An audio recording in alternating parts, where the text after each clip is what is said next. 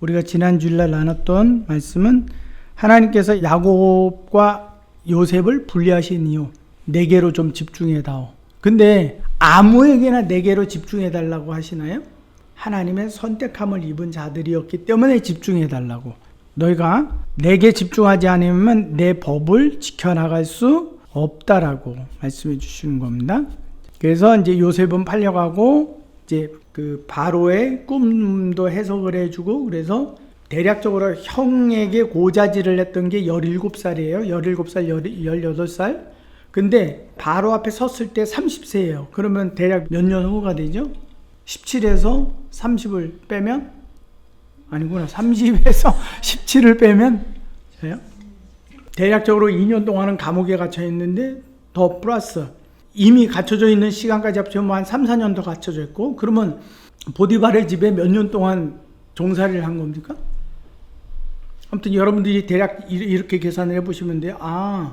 그 사람의 인생이 결코 자유라는 게 그 10여 년의 세월 동안 전혀 없었구나. 근데 성경은 계속해서 그때 때마다 그는 굉장히 자유로운 사람이라고 하는 것을 설명해 주는 단어가 하나가 있어요. 딱 2번 등장을 해요.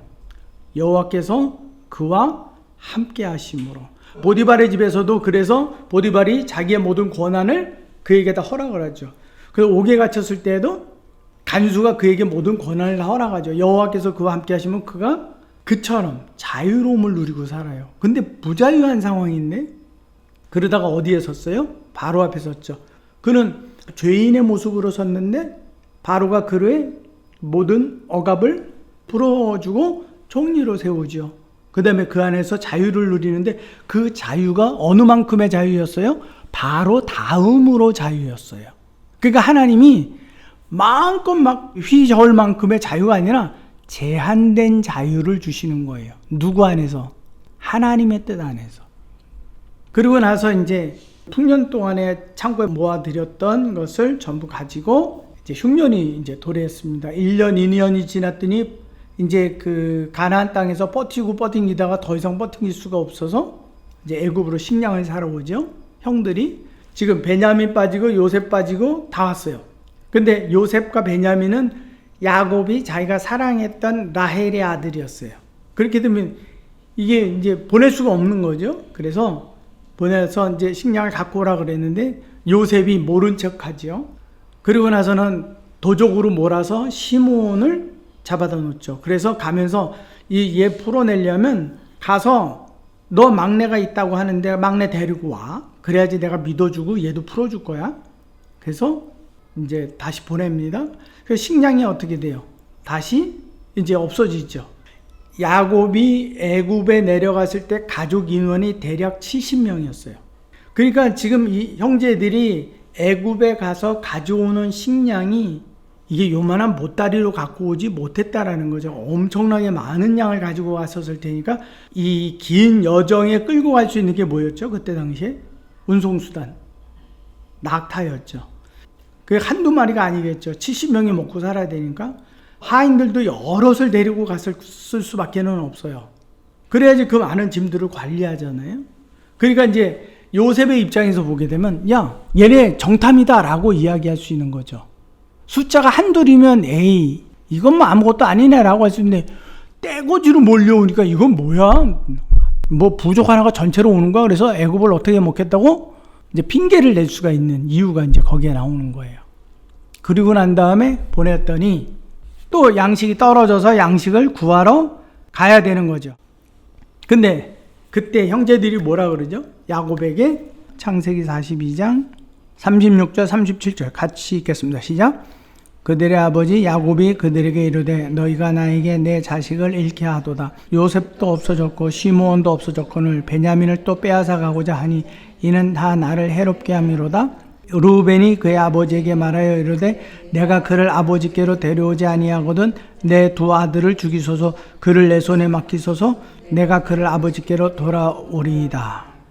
지금 루벤 첫째 아들의 중보는 어떤 중보였어요? 자기를 희생하지 않는 누구를 희생하는 아들을. 그러니까 베냐민을 데려갔다가 베냐민 못 데려오잖아요. 그러면 내 아들 둘 있잖아요. 죽이세요. 분이 안 풀리면 죽이세요. 이 말이에요. 그러면 결국은 누구는 손대지 마세요야. 나는 손대지 마세요라는 거야. 중보를 하는데 조건이 그거야. 근데 43장에 유다가 아버지에게 이야기를 합니다. 8절 같이 읽겠습니다. 시작. 유다가 그의 아버지 이스라엘에게 이르되 저 아이를 나와 함께 보내시면 우리가 곧 가리. 그러면 우리와 우리 어린 아이들이 다 살고 죽지 아니하리이다. 내가 그를 위하여 담보가 되오리니 아버지께서 내 손에서 그를 찾으소서. 내가 만일 그를 아버지께 데려다가 아버지 앞에 두지 아니하면 내가 영원히 죄를 지리이다. 자, 르우벤의 중보와 유다의 중보의 가장 큰 차이. 유다는 내가 책임지겠습니다. 내게로 그 죄값을 물으소서. 르우벤은 아들이 책임지겠습니다. 두 종류의 중보가 다르다라는 거예요. 유다는 원래 어떤 사람이었느냐면 창세기 37장 26절 27절을 한번 보도록 합니다. 이제 요셉을 제일 처음에 다른 형제들이 죽이려고 했을 때 이제 구덩이에 넣었죠. 조금 이따 죽이자 그랬는데 그때 르우벤은 살려서 아버지에게 돌려보내고 싶었어. 왜? 그 책임이 자기에게 돌아올까 봐. 근데 유다는 뭐라고 하느냐면 26, 27 시작. 유다가 자기 형제에게 이르되 우리가 우리 동생을 죽이고 그의 피를 덮어둔들 무엇이 유익할까? 자, 그를 이스마엘 사람들에게 팔고 그에게 우리의 손을 대지 말자. 그는 우리의 동생이요 우리의 혈육이니라 하며 그의 형제들이 청종하였더라. 그래서 청종하였다라는 말을 가만히 생각해 보면 이 나머지 형제들이 르우벤 장자의 어떠한 권위보다도 넷째인 유다의 권위를 더 존중했다라는 거예요. 존중할 수밖에 없는 게 유다는 이렇게 태어나면서부터 뭔가 생각하는 게 달랐어. 왜 달랐는지 하면 레아에게서부터 났거든. 레아는 야곱이 별로 사랑하지 않았던 사람이야. 사랑하지 않는데 어쩔 수 없이 결혼하게 됐어. 그래서 아들을 낳았어. 루벤을 낳고 시몬을 낳고 그때 당시만 해도 아들을 낳으면 아싸 내가 이제 아들 낳았다 이럴 판인데 야곱이 안 돌아봐줘. 근데 그 여자가 딱 깨달은 게 하나가 있어. 아, 내가 왜 지금까지 야곱의 사랑을 구했나? 내가 하나님의 사랑을 기뻐해야 되는데 그리고 여호와를 찬송하리로다라는 의미에서 유다라고 지어버린 거야. 그 전에 아이들의 이름은 다 내 남편이 내게로 돌아올 것이다. 내가 그의 사랑을 받을 것 이렇게 이름을 줬는데 넷째 아들 유다를 낳을 때에 그의 마음이 확 돌아섰어. 내가 왜 사람의 사랑, 그의 관심에 초점을 맞춰? 그러다 보니까는 태중의 아이를 갖고 있는 엄마의 마음이, 엄마의 생각이 확 열어져 버린 거야. 좁아지질 않고. 그러니까 아이가 태에서 어떻게 돼? 평안해지는 거야. 그 유다의 생각들이 이렇게 이어져 오는 거야. 그러다 보니까 뭔가 보다 더 넓어진 생각들을 갖기 시작을 하는 거지. 그래서 중보를 서는데 자기를 충분히 희생할 수 있는 그러한 사고들로 준비가 되어져서 태어난 거야. 그리고 형제들 가운데서 이렇다 보니까 비록 본인은 넷째야. 넷째인데 말을 하거나 형제들을 리더하는 그 리더십은 첫째와 맞먹을 정도. 나중에 이제 보는데 그래서 야곱이 이 다스림의 호를 유다에게 줘. 수와 양과 부의 권세는 요셉의 에브라임에게 주는데 근데 거기서 장자의 권한 르우벤은 빠져. 야곱은 그걸 알고 있었어. 첫째가 장자권을 받지 않아도 된다라는 걸 깨달은 거야. 이렇게 하니 깨졌네. 그러면 내가 꼭 장자에게 줄 필요가 없어. 그래서 에브라임에게 그것을 허락하기 때문에 예언서를 보게 되면 에브라임아라고 나와. 그러니까 이삭의 자손에 대한 축복에서 자손의 축복을 에브라임이라고 불렀고 왕의 축복을 유다로 부르고 있어. 대단한 거지. 그래서 그리스도가 유다의 지파에서 나온 거야. 다른 지파가 아니라 첫 번째 왕으로 선택을 받은 건 베냐민의 지파였어. 근데 베냐민의 지파에서 나올 수가 없었어. 이러한 배경의 역사가 없기 때문에. 너희들에게 있어서 이런 부분들을 잘 기억해. 그래서 디모데의 믿음의 유산은 엄마로부터, 엄마는 자기 엄마 외조모로부터 흘러내려온다라는 거예요. 그러니까 이와 같은 중보적인 성향들이 지금 유다에게 흘러내려갈 수밖에 없는, 넓어진 마음과 생각들이 유다를 통해서 내려갈 수밖에 없는 이유를 지금 설명하는 거예요. 충분히 이해가 되실 줄 믿습니다. 자, 아까 읽었던 창세기 37장 30절을 보게 되면 같이 읽겠습니다. 시작. 아우들에게로 돌아와서 이르되 아이가 없도다. 나는 어디로 갈까? 그랬어요. 거기서 보면, 야, 이 책임을 아버지가 나한테 물을 텐데 나 그럼 뭐라고 대답하지? 그 책임 회피성이 이 르우벤에게 다 나오는 거예요. 그러면 이거를 우리가 상상을 해봐. 별로 사랑하지 않은 아내로부터 첫 아들이 나왔어. 야곱의 생각은 내가 사랑하는 여인에게서 첫째 아들이 나왔으면 좋겠어. 근데 별로 사랑하지 않는 아내로부터 나왔어. 그 둘째도 나왔어. 셋째도 나왔어. 넷째도 나왔어. 그러니까 무슨 일이 터질 때마다 그 책임을 누구에게? 르우벤에게. 그러다 보니까는 이 르우벤이 계속 어떻게 되는 거야? 위축된 상황으로 클 수밖에 없었던 거지. 거기에 엄마는 태에서부터 불안한 거야. 동생에게 야곱을 완전히 뺏길 것 같아서 이 불안한 속에서 태어나서 이와 같은 모든 상황이 나중에 이제 너희가 르우벤의 사건을 쭉 훑어보게 되면 르우벤의 아버지의 권위에 대해서 도전을 해. 그래서 아버지의 첩과 동침을 해버려. 엄청난 이건 반역이야, 야곱에게. 왜 그런 일을 했냐면, 왜 내게만 이런 책임이 주어지고, 왜 내게만 이런 것을 묻고, 왜 내게는 아무것도 남겨줄 생각을 안 하고, 왜 내게 이게 이제 르우벤의 중보는 이렇기 때문에 굉장히 평안하지 못했다. 이제 이 유다의 중보가 어디에서 나오느냐면 요셉에게 가서 무릎 꿇고 그 다음에 야 니네 아무래도 거짓말하는 것 같다. 그래서 다시 한번 그 요셉이 자기가 쓰는 금잔을 저기 베냐민 자루 속에다가 집어넣고서는 그걸 또 잡아와서 나는 다른 사람 다 안 잡고 내 잔이 나오는 자만 잡을 거야. 근데 진짜 베냐민 자루에서 그게 나왔어. 그래서 베냐민을 이제 볼모로 잡을 거야. 니네들 진짜 첩자지. 거짓말하지 마. 니네 아버지가 살아계시다는 건 다 뻥이지. 내가 너희들 본래 처음부터 첩자인 줄 알았어. 얘는 못 데리고 와. 너희들만 가. 그러고 보내버리려고 그래. 그때에 르우벤은 등장하지 않아. 아무래도 등장했다가 죽을 것 같으니까 등장하지 않아. 근데 44장 29절 30절 같이 읽겠습니다. 시작. 너희가 이 아이도 내게서 데려가려 하니 만일 재해가 그 몸에 미치면 나의 흰머리를 슬퍼하며 수월로 내려가게 하리라 하니 아버지의 생명과 아이의 생명이 서로 하나 묶였거늘 이제 내가 주의 종 우리 아버지에게로 돌아갈 때에 아이가 우리가 함께하지 아니하면, 지금 이 요셉 앞에서, 너무 두려운 요셉 앞에서 변론을 하는데 르우벤이 하지 않고 누가 해? 유다가 해. 왜? 그는 자기 생명을 걸었거든. 자기 희생을 담보했거든. 그래서 31절 쭉 읽겠습니다. 시작. 아버지가 아이의 없음을 보고 죽으리니 이같이 되면 종들이 주의 종 우리 아버지가 흰머리로 슬피 울며 내려가게 함이니이다.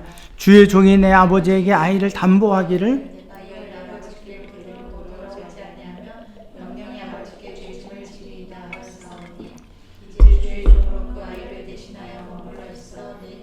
종이 되게 하시고 그 아이는 그 아이가 나와 함께 가지 아니하면 내가 어찌 내 아버지에게로 올라갈 수 있으리까? 두렵건대 재해가 내 아버지. 엄청난 자기 희생이지. 목숨을 건 거야. 이렇게 중보를 한 유다를 요셉이 받아들이는 거야. 그럼 요셉을 하나님의 위치로 보고 유다를 우리의 위치로 봐. 그리고 하나님을 알지 못하는 사람들을 그 형제들로 봐. 요셉은 그 다른 형제들의 상황과 처지를 헤아려 이해한 게 아니라 누구의 말을 들은 거야? 유다야. 유다가 어떤 탄원, 청원을 했기에 나를 해하소서.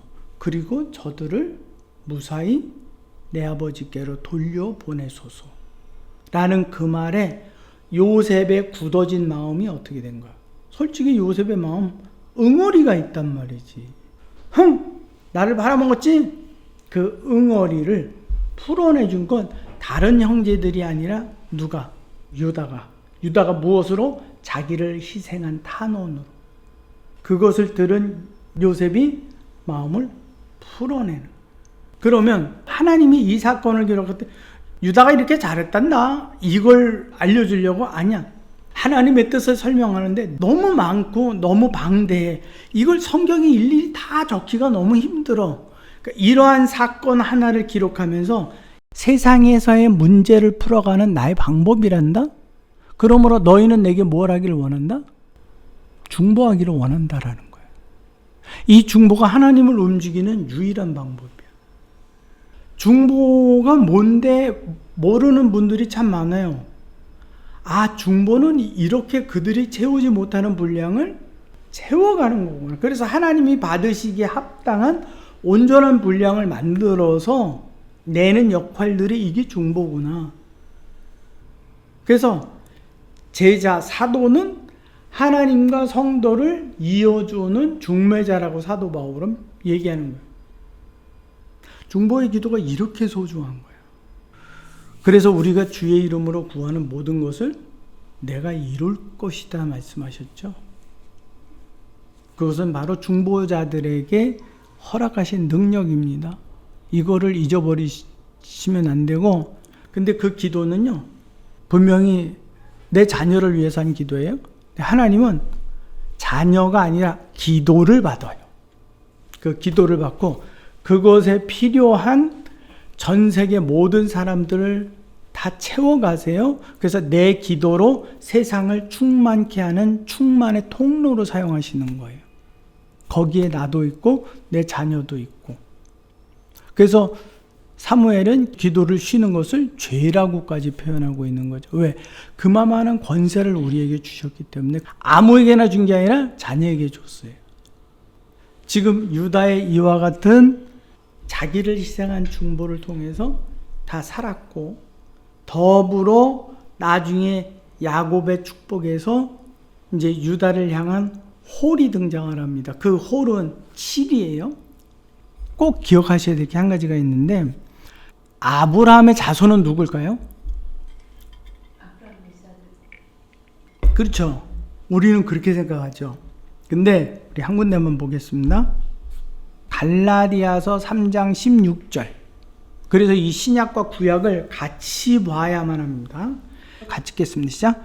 이 약속은 아브라함과 그 자손에게 말씀하신 것인데 여럿을 가리켜 그 자손들이라 하지 아니하시고 오직 한 사람을 가리켜 내 자손이라 하셨으니 곧 아멘.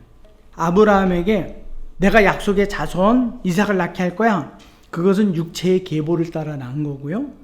영으로서는 아브라함의 자손이라 일컫는 유일한 단 한 사람, 하나님의 언약의 자손은 누구밖에 없어요? 예수 그리스도예요. 그 중간은 없어진 거예요. 육의 혈통을 따라서 나아지는 것 뿐이에요. 그 과정하고 달라요. 그래서 우리가 약속의 자손을 생각할 때 이삭과 같이 야곱과 같이라고 생각을 하면 안 되고 우리는 그리스도와 같이라는 생각을 가져야만 되는 거예요. 자, 그러면 요거 한번 보겠습니다. 아브라함, 이삭, 야곱, 야곱은 유다, 유다에서 예수 그리스도가 나왔잖아요. 그러면 지금 아브라함의 육체의 계보를 따라서 그리스도가 났다면 아브라함의 자손은 야곱까지는 맞지만 다른 아들이 아니라 누구? 유다만 있는 거예요. 이걸 여러분들이 혼돈하시면 안 돼요. 왜 바울이 이걸 이렇게 얘기했나? 그는 이러한 하나님의 전체 계획을 흐름대로 본 거예요. 그 사람은 삼층천 하나님의 층까지 쉽게 말하면 뭐야? 영계를 내다본 사람이거든요. 그리고 다른 사도들이 그를 깨우쳐 가르친 게 아니라 하나님의 계시 가운데서 그는 깨달았거든요. 그는 깨달음 자체가 다른 사람하고 조금 달라요. 유다는 중보를 한 것뿐이지만 그리스도를 낳으리라고 생각을 했을까요? 못했죠. 근데 하나님께서는 유다야, 네가 그렇게 중보자로서 내가 그러면 중보의 최고를 낳게 해줄게. 누구죠? 예수 그리스도. 그래서 예수께서 하신 말씀이 뭐예요? 십자가를 지시면서 아버지여 저들의 죄를 용서하옵소서. 저들이 하는 일을 알지 못하나이다. 그때 하나님께서 뭐라 그러시죠? 내가 그렇게 하마. 자요, 한 가지만 더 보겠습니다. 아모스서 7장 2절이요. 아모스는 지금 북이스라엘에 대하여서 하나님의 심판을 예언하는 거거든요. 지금 그들이 하나님의 진노의 끝까지 올라와 있고 당장 내가 이들을 어떻게 하겠다라는 말씀 안에 아모스가 뭐라고 기도하나 한번 봅니다. 7장 1절, 2절, 3절 같이 읽겠습니다. 시작. 주 여호와께서 내게 보이신 왕이 풀을 벤 후 다시 움돋기 시작할 때 주께서 메뚜기 떼를 지으시매 메뚜기가 땅의 풀을 다 먹은지라 내가 이르되 청하건대 사하소서 야곱이 미약하오니 어떻게 서리까 하매 지금 아모스가 환상을 보고 대신 중보합니다. 그때 3절 여호와께서 이에 대하여 뜻을 돌이키셨으므로 이것이 이루어지지 아니하리라 여호와께서 말씀하셨느니라.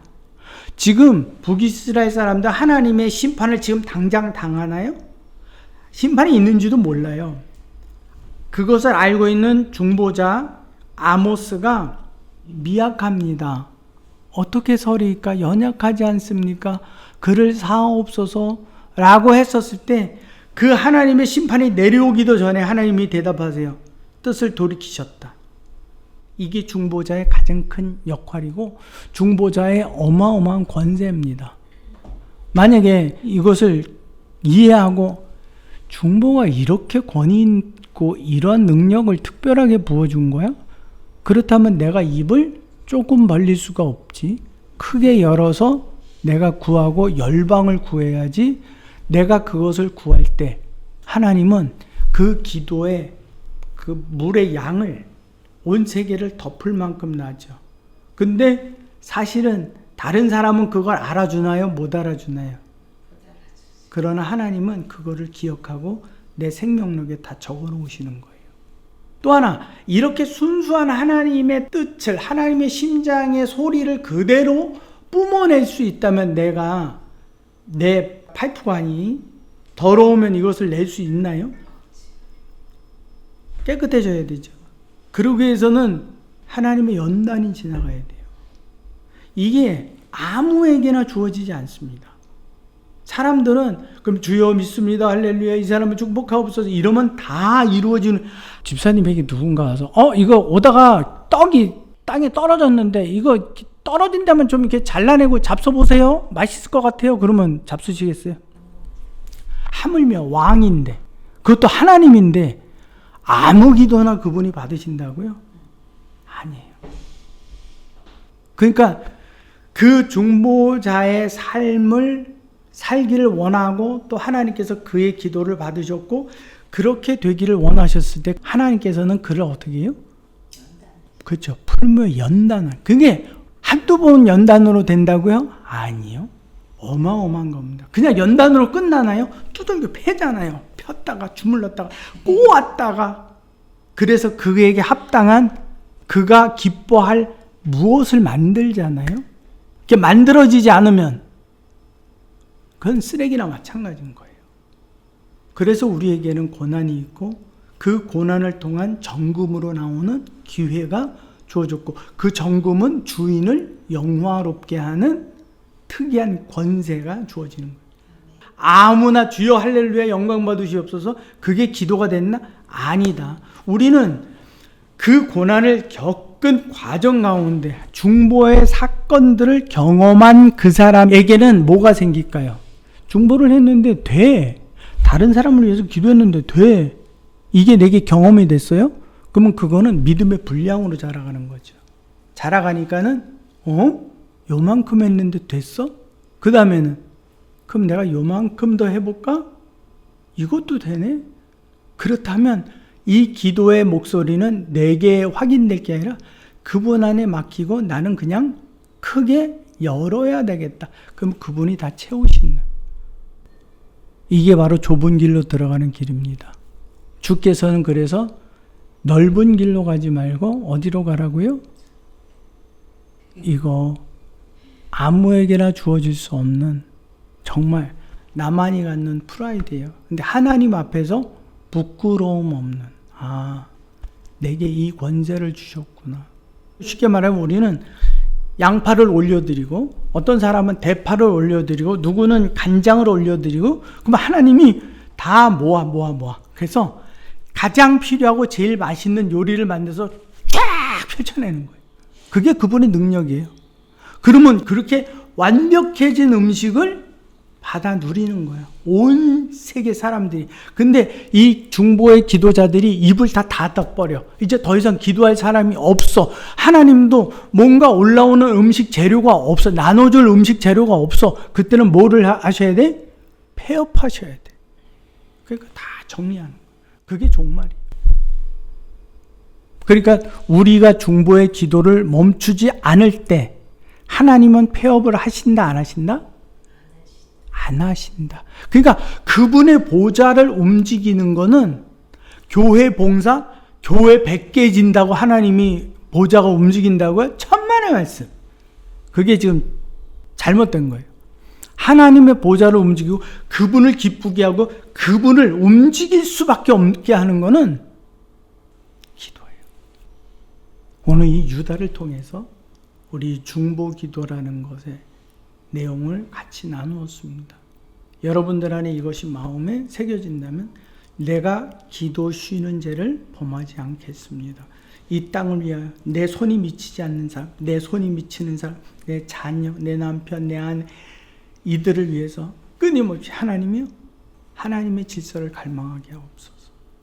그래서 이 세상, 무질서한 이 세상을 살아가면서 파도가 막 흉용해요. 큰 배 타면 안전할까요? 흉용할 때. 이 세상을 살아가면서, 이 무질서한 세상을 살아가면서 주여, 주님처럼 편안히 고물을 베고 잠을 잘 수 있는 담대함, 두려움 없음, 도전, 성취, 이룸, 하나님과 사람 앞에서 명예, 칭찬을 얻는 그런 사람이 되게 없어서 이거를 끊임없이 쏟아내는 거예요. 그때 하나님께서 그것을 통해서 수많은 모든 이들을 채우는, 내가 그때 하나님 앞에 갔는데 야, 내가 너에게 100원을 줬더니 1억을 남겼네. 이게 뭔 일이냐? 근데 1000을 줬는데 야, 이건 뭐야?